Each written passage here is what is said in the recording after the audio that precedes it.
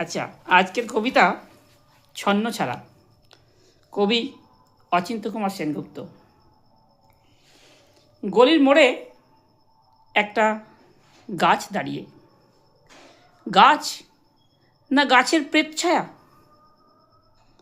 আঁকা বাঁকা শুকনো কতগুলি কাঠের কঙ্কাল, শূন্যের দিকে এলোমেলো তুলে দেওয়া।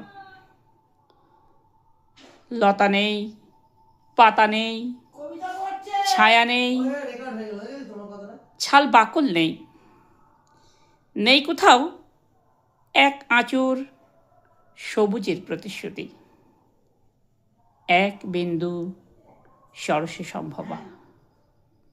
ওই পথ দিয়ে জরুরি দরকারে যাচ্ছিলাম ট্যাক্সি করে। ড্রাইভার বললে, ওখান দিয়ে যাব না। দেখছেন না, ছন্নছাড়া কটা বেকার ছোকরা রাস্তার মাঝখানে দাঁড়িয়ে আড্ডা দিচ্ছে। চোঙা প্যান্ট, চোখা জুতা, রোখা মেজাজ, ঠোকা কপাল। ওখান দিয়ে গেলেই গাড়ি থামিয়ে লেফট চাইবে, বলবে, হাওয়া খাওয়ান। কারা ওরা? চেনেন না ওদের?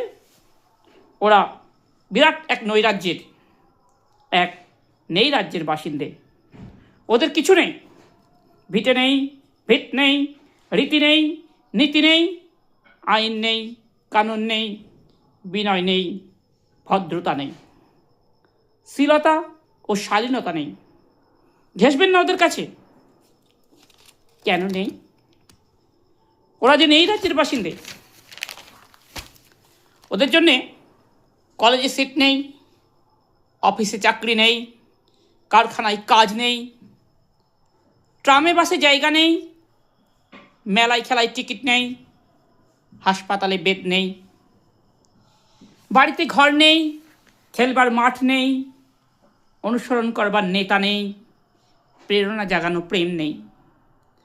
ওদের প্রতি সম্ভাষণে কারো কোনো দরদ নেই।